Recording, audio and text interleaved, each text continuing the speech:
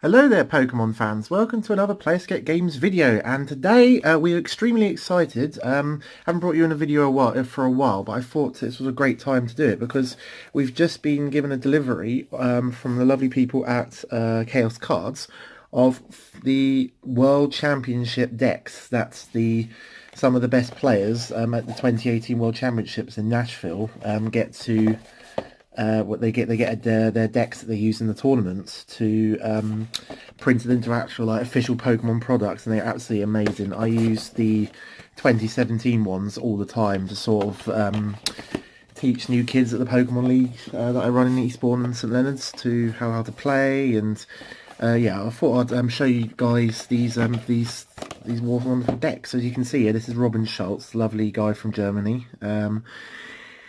One of the brains behind Limitless TCG. This is his Zorak Garboda deck that he won the Masters Division with, and it gives you a description of like what happened in the tournament, the deck list, and there's some, this is really amazing.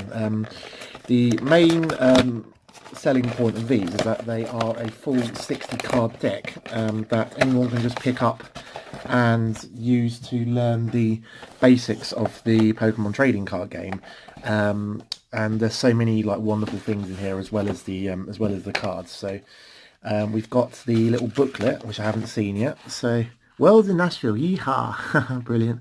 It's a little description about the tournament, all of the competitors. There's me representing the UK there, and many other wonderful people. The brackets of the juniors, seniors, and masters. So oh, interesting. They've actually crossed out the name of the second place player, which name defeats me at the moment, but yeah, because of his the allegations against him that he's cheated in the final. I don't know exactly what happened, but I know there was a lot of controversy around that.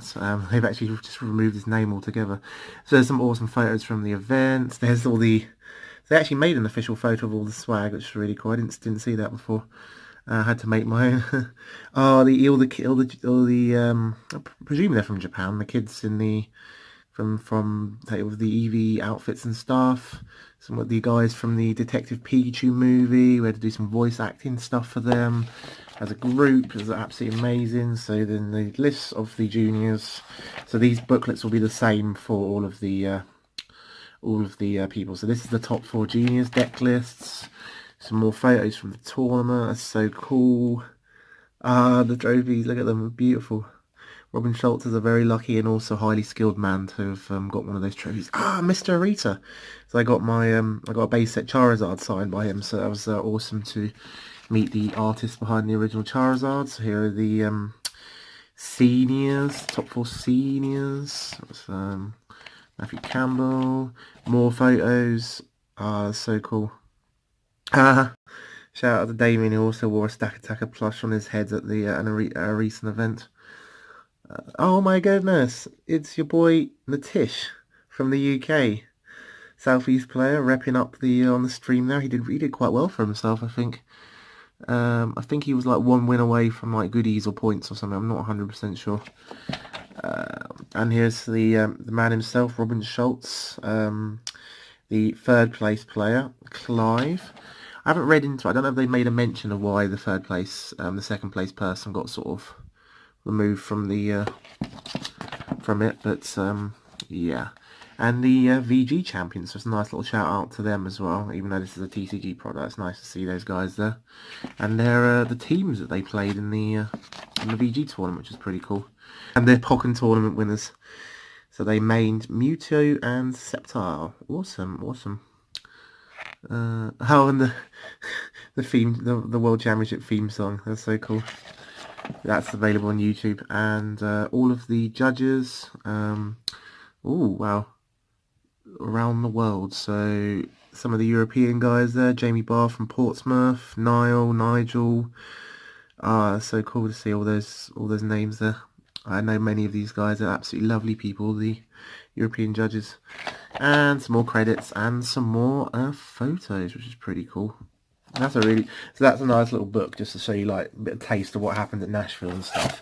And yeah, I don't want to make this video too extremely long, so we're going to get into this. So as you can see straight away that these cards have different backings from normal ones. So they're not legal for tournament play, but people like to, oh, this Cynthia's really like stuck in it. Oh God. Oh dear.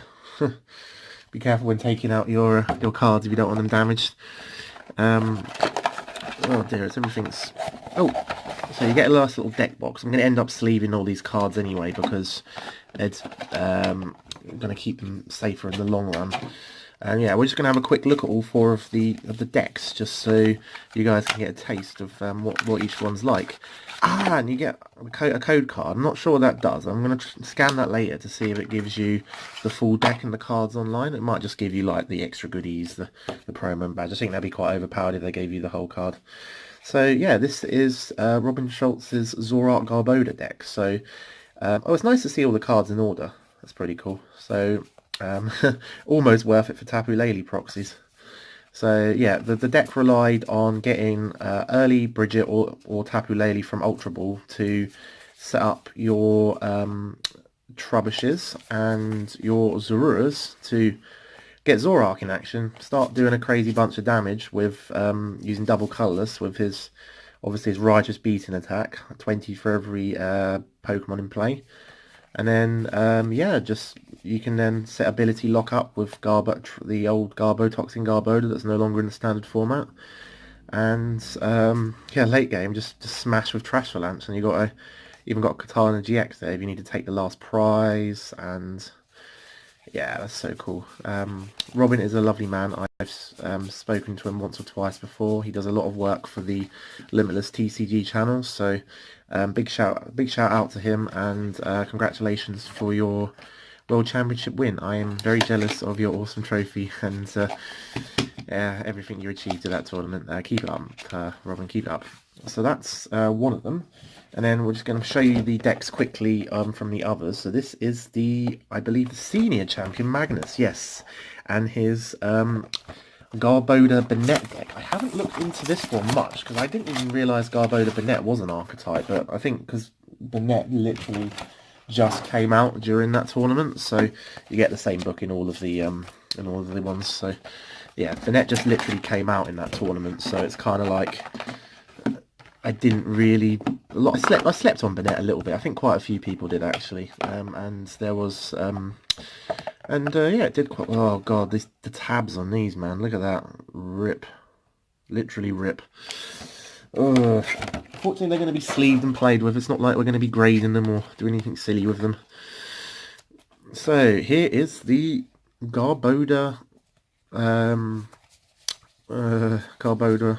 Oh wait, there's still half. For some reason, like, a stack of the cards outside the deck and another stack's like inside the deck. It's so weird that like a bunch of them are like around. Just like it's half and half. So yeah, if you've got Wobbuffets to get it out, you can turn off their abilities. Garbodor Trash Avalanche and ability lock again, really powerful. We saw how good that was for Robin in the final. And then you got your Tapu Leles to find your Bridget, which you then use to get out all your bits. You've got, I believe, Rainbow Energies in the deck. Yep, so you got Rainbow Energies, so you can use Buzzwole to do 120 damage with Sledgehammer when you're on 120. And when you're on turn 4, Parallel City, still one of the best stadium cards of all time. Just reduces their bench to 3, makes things extremely awkward. And the main attacker, I believe, is the Bennett GX, 2 copies of. Yeah, so Shady Move, you can move 1 damage counter from any of your Pokemon to another Pokemon. So helps with the maths. And then Shadow Chant, you play a bunch of supporters early on. Shadow Chant can do up to 130 damage for 1 Psychic Energy. And Tomb Hunt, same as Hollow Hunt, what the Decidueye has, just gets 3 cards back from your discard. So... Ah, that's quite cool. And these GXs, they actually have the signatures in the bottom. I swear that before they were up there. Maybe it depends, like, what the card is, so they don't like obscure the picture and stuff. Let's have a look. Yeah, oh yeah, Dramper's up here. It's a nice little very neatly done Magnus Pedersen there. I saw him at one of the, I think it was at Offenbach Regionals. He's actually using his champion Pikachu playmat. I think he's a master now, and it was absolutely beautiful. It was like a gold like Pikachu. It was one of the nicest like playmats I've ever seen. Oh yeah, and I forgot to say that each one of them comes with a cute little Nashville Pikachu pin badge, which is absolutely adorable. Look at that. So sweet. It's almost worth it for the pin badge alone. Right, we're at over 10 minutes and we've still got 2 decks left to go. I'm going to save that one for last because that's probably my favourite. So this is the Buzzrock deck. This is probably very close to, I think this is the Juniors champion. This will be very close to the deck that I unsuccessfully played at the World Championship myself. I think I won like my first 2 games, so I was on a massive high at the start, and then I think I lost I can't remember who it was, a really good American player. He was playing the Buzzrock as well, so I lost a mirror match to him. Made some silly mistakes in that game, and yeah, I didn't, and I think I ended up with 2 wins and like 3 losses, or 3 wins and 3 losses, or something stupid by the end of it. I sort of been playing my Rayquaza deck. I switched the night before, even though I had practiced and played with Buzzwole quite a lot. It was quite silly of me to switch when I did, but I had fun. It was a great weekend, and I got to be a judge at the Nashville Open, the side event tournament, the special event the next day. So I was really happy about that. So I'm going to have a quick show you guys a quick look at this Buzzwole Lycanroc deck. So obviously the main guy, Buzzwole GX, Jet Punch, Knuckle Impact, Exhaustion GX, absolute powerhouse. Probably still the best basic GX attacker we have, probably next to Rayquaza. Absolutely amazing. Still sees a lot of play. So this is the first time that we've had World Championship cards printed as Prisms. So obviously no shiny bits on the Prism Star, but Diancie, 20 damage. This one played the Regirock. I think I took Regirock out of my list, but this is really handy against Zoroark, because with a Choice Band and some other bits you could, Diancie and Kukui, I think you can knock out Zoroark. So it played, wow, 3 copies of Baby Buzzwole. Yeah, so these were, I think, toward rec level, someone was the first to play 3 copies in the tournament, and lots of them. Oh, I think it was Igor Costa or someone in the regionals. Yeah. So Lycanroc, amazing ability, switches a Pokemon out, absolutely powerhouse. Nowadays it's seen a lot more play just because of the Claw Slash doing 130 damage. There's a lot to knock out things like Gramble and other Baby Buzzwoles and other things out of 130 hit points. 2/2 line of Octillery, well, just for consistency. Use Booklet Hill to get your Remoraid's out, Stadium cards, and then Octillery draws them. Only 2 copies of B-String, but I presume, unless this is like all mixed up and there's some more B-Strings in here somewhere else. Only 2 copies of B-String, wow. There was no way of actually searching for it, so fair play to him, you know. I probably would have played 3 myself. Junior champion. So 3 copies of Cynthia. Brooklet Hills, very important, getting your fishes out and your fighting stuff. Look at the Beast Energy Prism, like. So it's so weird seeing these cards as, like, because you're so used to seeing them only as hollows. Another Buzzwole. Yeah, so that's just... Oh, Fighting Fury Belt, nice. So that's not in the standard format either. Really nice tool card. Really going to miss Strong Energy as well. That's rotated, 20 damage for your fighting Pokemon. And then obviously the Max Elixir. Absolutely wonderful little item card. Energy, accelerates energy. Both this and the final deck we're going to look at really used to rely on Max Elixirs to just get started, to get set up, just to get the ball rolling most of the time. Being able to attach like 2 extra energies if you hit 2 Max Elixirs on the turn can really like swing things. If you're lucky enough to get 2 Max Elixirs on like your first turn of a game and you actually hit them, and you can actually do like Buzzwole's GX attacks straight away. So big shout out to Pedro from Spain, the guy who piloted this Rayquaza deck to top 4. I'd spent a lot of time before the World Championship testing various Rayquaza variants, but unfortunately you can have a look at the back as well, as we've been doing so far. I've been I'm going to put these boxes to the side again in a way. I've been yes, I tried a lot of Rayquaza before the tournament. I did have some fun with it.